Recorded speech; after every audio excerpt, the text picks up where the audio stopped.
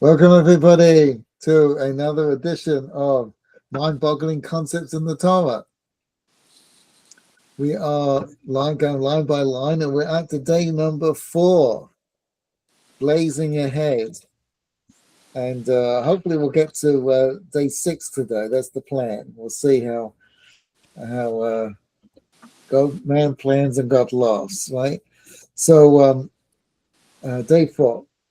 And God said, "Let there be lights in the heaven to divide between the day and between the night, and and there should be signs for holidays, holidays and days and years.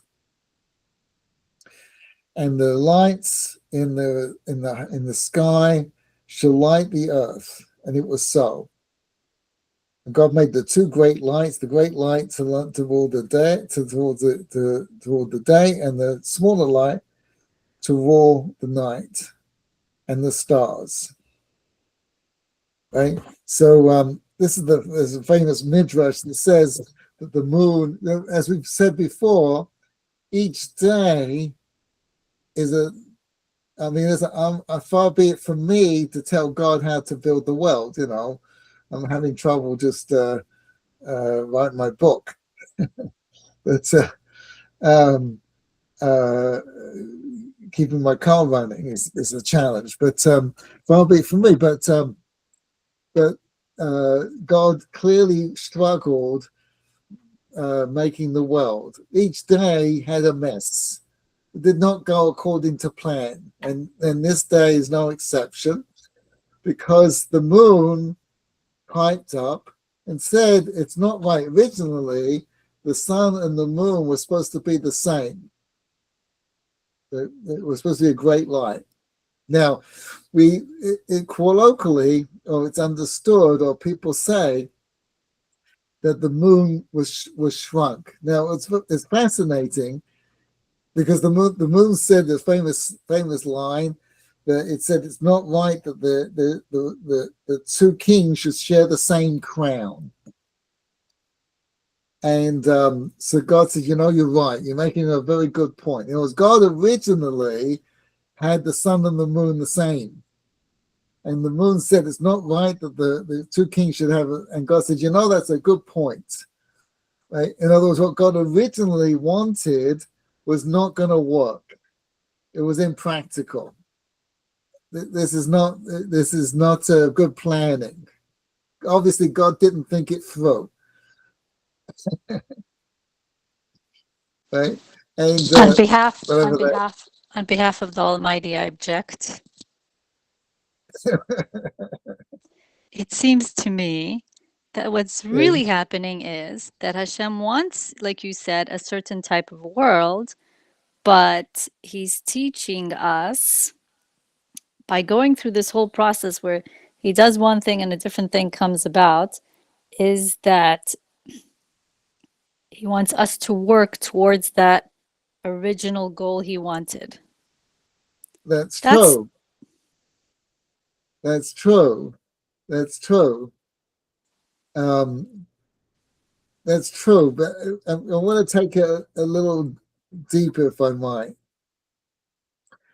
You see, we tend to think that it was all a bit of a show. In other words, God could have really just made the moon and the sun the size that the big sun. Like God obviously knew what was going to happen and understood the moon isn't coming up with something God didn't think about. Or put it differently, whatever the moon thought, God gave it the thoughts. Right? So what it's teaching us is something very deep. And that is, and I don't usually go there, but that is a very abstract idea, is that the world is a reflection, is a reality of creation. That when God creates the world, and the world has to, it doesn't work. Like we saw that with the plants, right, the fruit trees. It means the nature of physical existence that we have, of the existence that we have, is a process. It's not an end result. That's the genius or the brilliance of what existence is. That in other words, God didn't create a world that was perfect and just gave us something to do. He gave us a world that is impacted by what we do, and for that to happen, it has to have it has to be with it built into its fabric, the ability to change and express ideas. I don't know if this is really making any sense. It's very abstract. It makes more sense than saying God doesn't know what he's doing. And that like he's not Right. not whatever the fun expression you were using. Right. Yeah, so it's a little deeper. Right, very good. So and I'll take it to a much higher level. You see, we just had the tragedy in Sydney, Australia. Now, it's quite remarkable. Despite my many protests, I get the Wall Street Journal. People in my family like it. I don't particularly care for it that much, and it's been kind of it's really gone down the tubes. Used to be a great paper. That's how we originally got it, but it's really gone down the tubes. So, but I'll say about I don't know, a couple of months ago, there was a tragedy in Nigeria where these barbarians kidnapped 300 children out of an orphanage, right? And it was on page, I think it was page 9 of the Wall Street Journal, right? Mind-boggling, page 9, right? It only was there one day. I mean, I came across it. I don't often read the paper through, but I was reading through it this time, and I came across it. I go, my goodness, why isn't this on page 1, right? And there's all kinds of reasons for that, which I'm not going to get into now. But the tragedy in Australia, right, has been on page 1 of the Wall Street Journal on the upper section with pictures for 3 days straight. Right now, obviously, we all know it's a tremendous tragedy, right? But it's hard for me to. I mean, I haven't done a search, but it's hard for me to believe that there aren't equal tragedies going on in the world as we speak. Like, this is, if it was in America, I'd understand, but it's Australia, for crying out loud. Nothing wrong with Australia, very nice country. I've never been there. I'd love to visit. but what is it doing on page 1 3 days in a row? Right? It's mind-boggling. So why is it 3 days in a row? Because when you kill a Jew, because he's a Jew, the world shakes. Right? And the Wall Street Journal knows that. They can't articulate that. They wouldn't say that, but they know it. And so it's just intuitively obvious to them. This is a page 1 story. They can't describe. They can't. I'm sure there are anti-Semites out there, or even people just apathetical to the whole thing. Who go, why is this on page 1 again? And I'm sure there's an awful lot of people, not just Jews, who go, of course it's got to be on page 1, right? But the world knows the 300 kids are kidnapped in Nigeria as page 9. And I think it's 12 Jews are murdered in Australia, it's page 1. Even though they're not reporting anything new. There's nothing new here. Because the world is a different world when 12 Jews died. It's not a different world when the 300 Nigerian kids are kidnapped. It's just the same junk. But when 12 Jews are world, it's a different world. We don't know what kind of world it's going to be or how it's going to affect us, but it's a different world. Something major just happened, and they're aware of it. And that's what we're talking about, right? When the Almighty created a world to change that could change the fabric of its own existence. Hollywood doesn't understand this. So when they do these historical movies about, whether it's Julius Caesar or Henry VIII or George Washington or Al Capone or anything like that, they put them as 21st century thinking people in scenarios that happened in the 1930s, in the begin 2,000 years ago or 3,000 years, it could be any time, right? And that's not what we would be. If we were to go back in time to meet George Washington, we would not be able to communicate.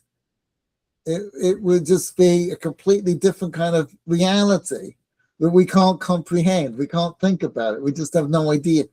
We have no idea how to relate to these people. It's like a different planet. So that's what this is describing. These days are describing how you change the fabric of existence. And here the moon comes up and says, this is not going to work. And that's what God wanted. That's the world God wanted to be. We're here, and so what that means for us on a personal level is the world that we see is not the world that we're supposed to have. We're supposed to change the fabric of the universe. We're supposed to change the way things are supposed to run. And a Jew more than anybody else.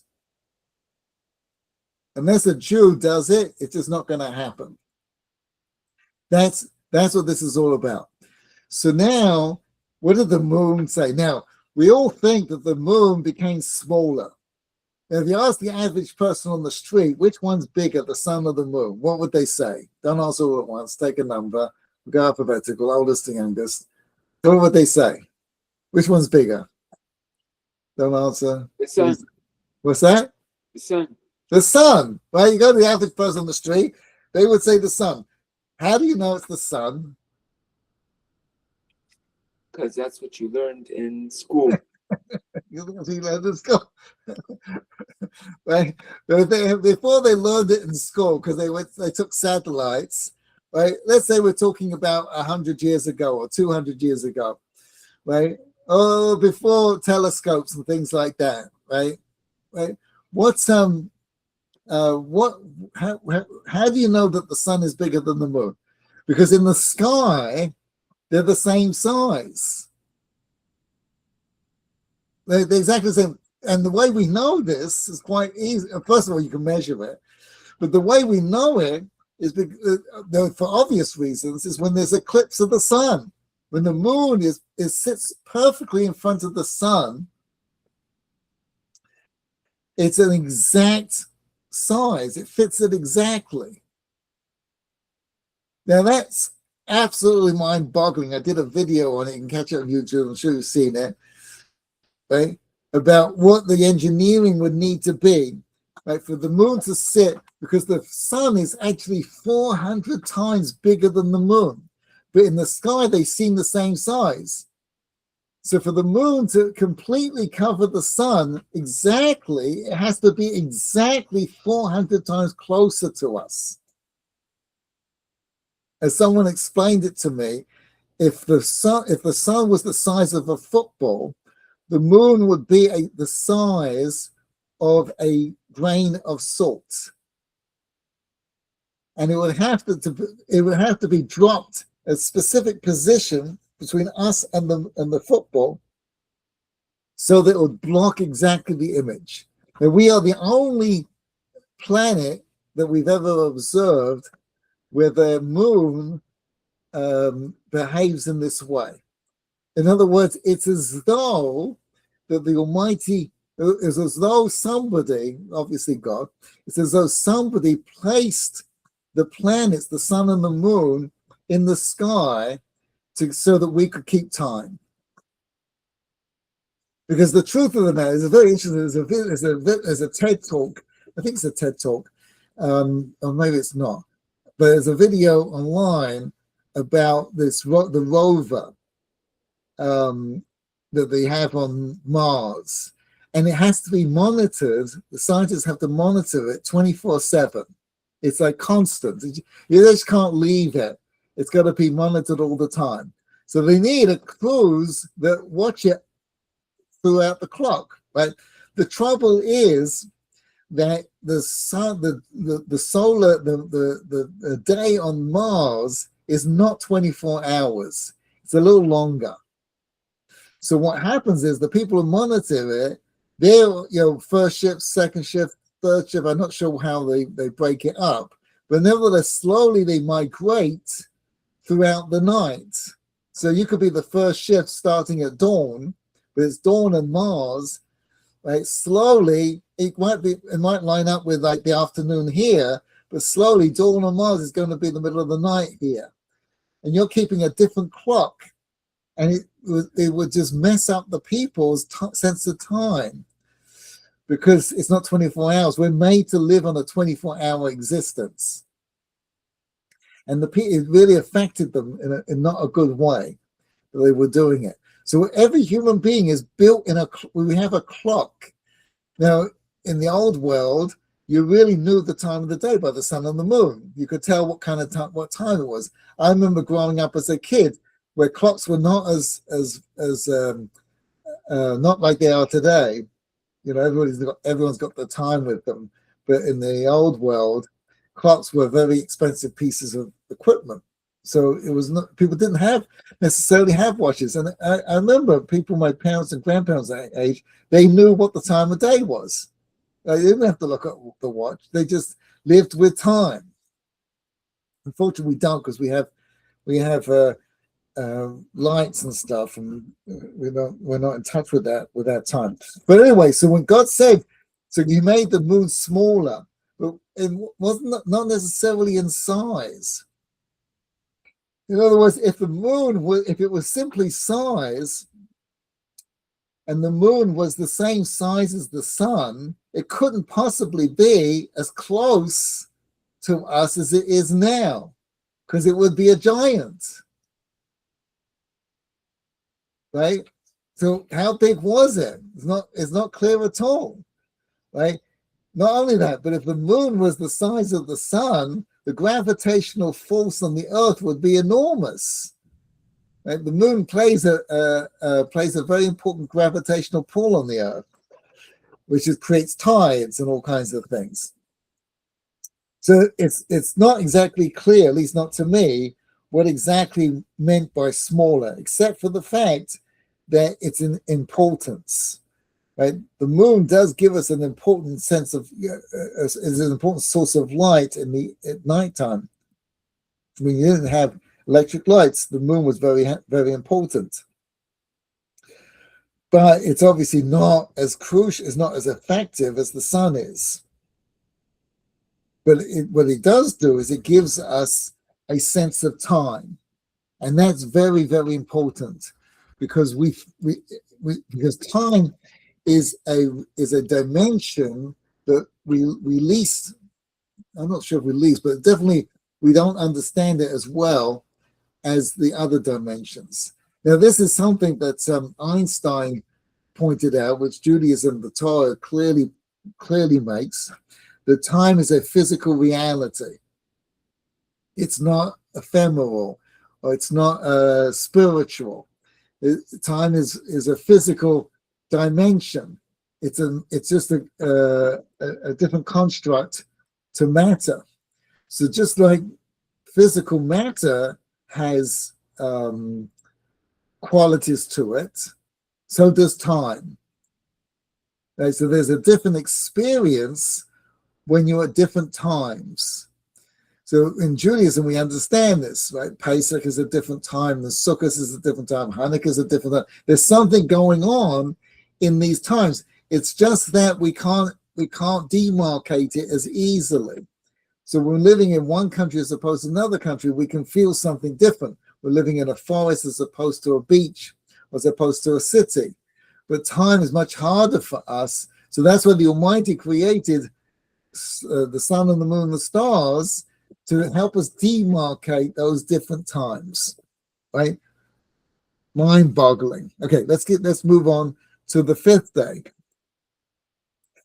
The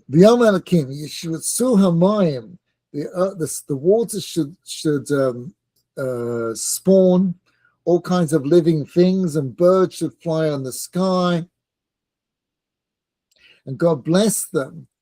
God created the great sea monsters and all these creeping things. Right? And now we get to verse 22, and we have a unique concept we haven't seen before. The derech of some, God gives them a blessing. They should be fruitful and multiply, and fill the waters of the sea, and the birds should fly on the land. It was evening or morning, the fifth day. And this concept of blessing is going to come up in a moment with man. A blessing is an interesting, obviously an interesting idea. And what it means is that God takes whatever is there and makes it bigger, expands it out. And we're going to see this play with man. It obviously relates to the purpose for which it was created. So it expands out what it was made to do. So for instance, if you give just an example, if you give a blessing to a car, it will drive faster, it will last longer, it will use less gas, etc., etc.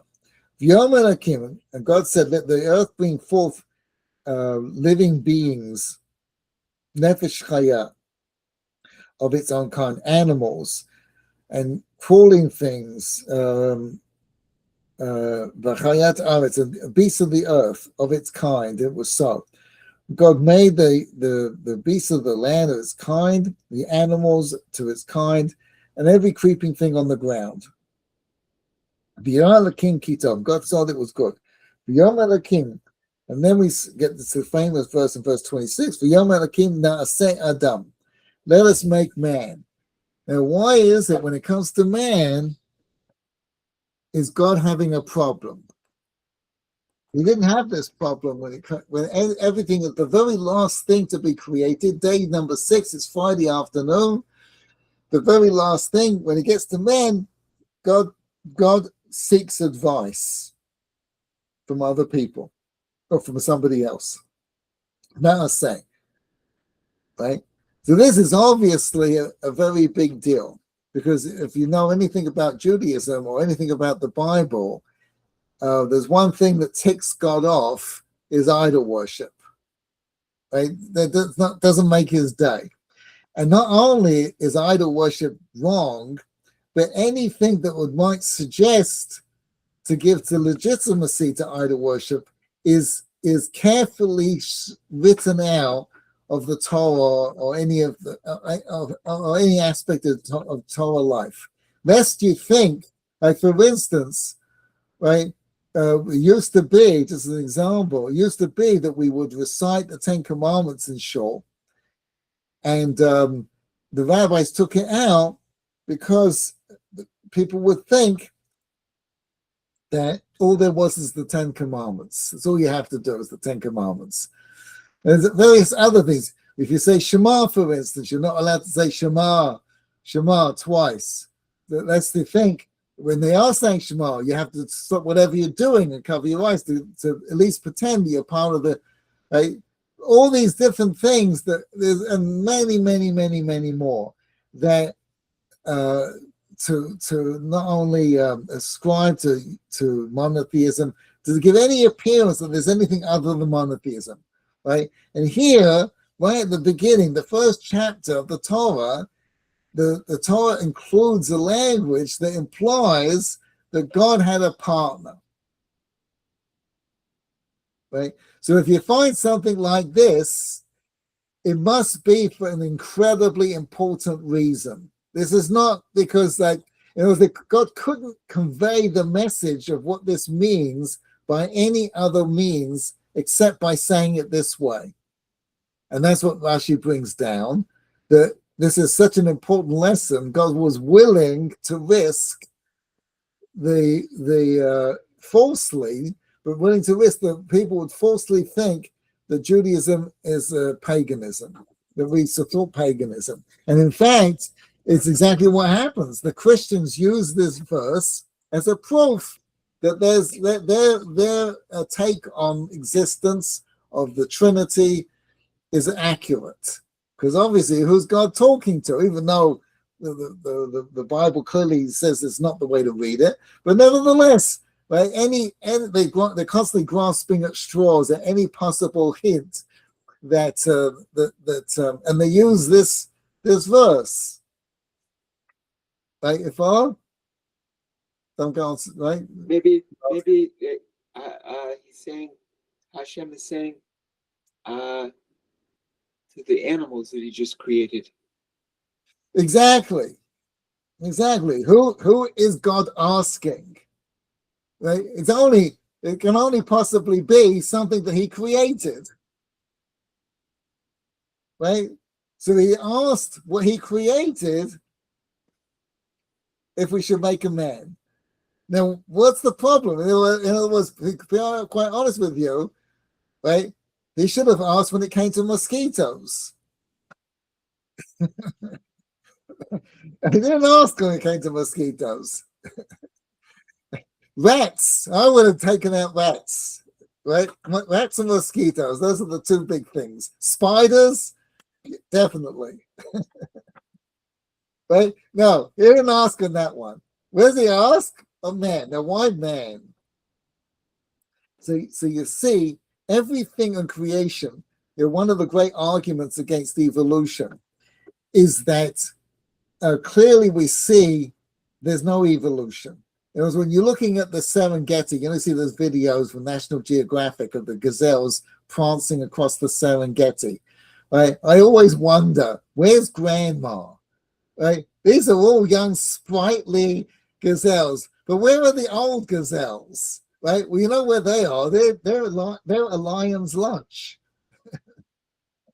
Sorry if you're grandma, right? But they don't make it, right? You follow? In other words, according to evolution, lions evolved so they could be as fast as the slowest gazelle. But if evolution were true, then there would be no lions and there'd be no gazelles, because the lions would evolve so they could catch up with the fastest gazelle. And if that were the case, there'd be no more gazelles and there'd be no more lions.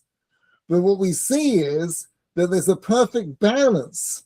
That the lion, and it's not just lions and gazelles, it's every species is perfect, unless you introduce an invasive species, and this is the proof of it, that every species in its natural environment is perfectly balanced against every other species, even though every species is trying to become dominant. The lions would surely love to be faster than the fastest gazelle. It doesn't even have that fast, like faster than they are now. But God didn't give them that ability, so they can only chase grandma. So they keep the gazelles, perfectly fit, and the lions perfectly fit. It's a great balance, and this is true with every species on the planet. There's a great, you can look at it. I made a video on this one too. About 1996, they introduced 12 wolves into Yellowstone National Park. Wolves had been extinct. Wolves were a natural predator in the park, and wolves were extinct since the 1970s, and so 1940s. Because they thought, no one likes wolves. The ranchers don't like it. The deer don't like it. No one likes it. No one's happy when wolves are around, right? So they thought, make everybody happy.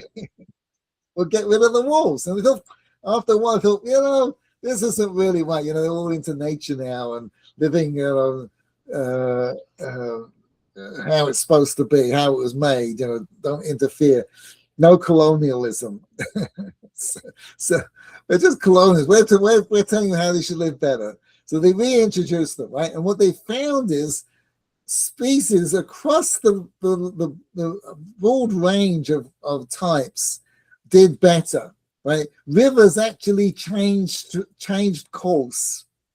And what it's just one simple example, because the wolves were in town, so the deer used to congregate at the rivers, catch up on the news, has grandma, has the babies, has the neighbor, the usual thing, has your stocks done, right? Well, now that the wolves are in town, the wolves know where to catch the deer by the river. Well, the deer aren't stupid either, despite what you might have heard on the television. So they know that the wolves are around and they're going to come looking for them at the rivers.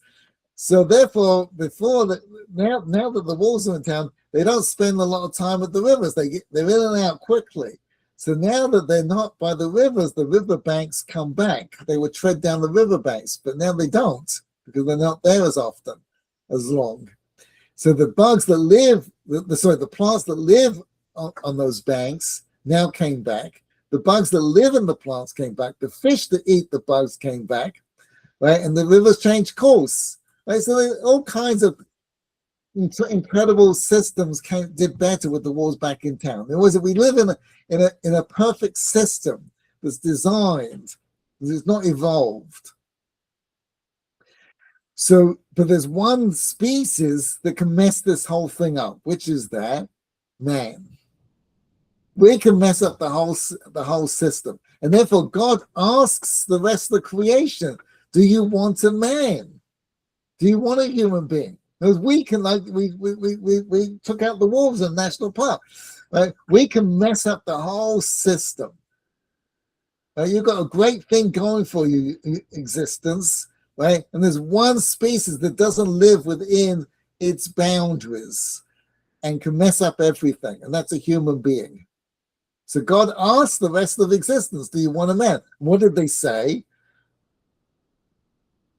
They said yes, obviously, because otherwise we won't be here. Now, why did they say yes? And that's what the rest of the pasuk says, right? We'll make a man who will be in our image, in our likeness. Because a human being, everything in creation is on the other side. It's a created thing. It's a physical thing. Even the angels, they are a created thing. They're not physical in that sense, but they're not godly. They're not of the nature of God. They are a creation. And you're on one side or the other side. And the only thing that spans both sides is a human being. A human being is capable of understanding God and understanding a rat. And so we are the only thing that can elevate the rest of the creation, because we understand creation and we understand God, and we can bridge the divide. We can raise things up so that it can be godly. It can have a taste of that. And that, if you remember, that was the complaint of the lower waters. How do we get to be part of the experience of the upper waters? Because you're going to have a human being. But if it was just that message, there wouldn't have been Na'aseh Adam. You didn't need Na'aseh Adam, let us make man, to convey that message. And Rashi brings this down. The reason why it says Na'aseh Adam is to teach us derech eretz, the way of the world, derech eretz. It's often translated as manners. Teaches manners, that when you're making a decision, you should include people who are affected by that decision, right? Na'aseh Adam. Now, as I described it, was all there was to it, the Torah did not need to go out on such a limb. In other words, that could have been given over in all kinds of ways, and it is given over in all kinds of ways throughout the Torah. Why did the Torah feel the need, because of that idea, to risk idol worship? What is the necessity? So for that question, I'm going to go to another question. You've heard me ask quite a few times before. What do all these companies have in common? Apple, Google, eBay, Airbnb, Microsoft, Intel. And there's a whole bunch of Facebook, Twitter, Google, right? You've heard me ask this question before. They're all American, right? Why can't, and it's uniquely American. There's no other companies on that list that achieve that same sort of market cap and innovative genius that changed the world. Right? Why can't any other company in the world come up with anything nearly as creative? I've heard it, saw it reported that if you put all the technology companies in China together, they wouldn't equal one Google in terms of valuation, right? Despite Chinese ingenuity, which is quite substantial, it doesn't match. So how come the rest of the world? And a lot of these companies were started by people that come from these countries. And the answer is that, and the same thing goes for democracy.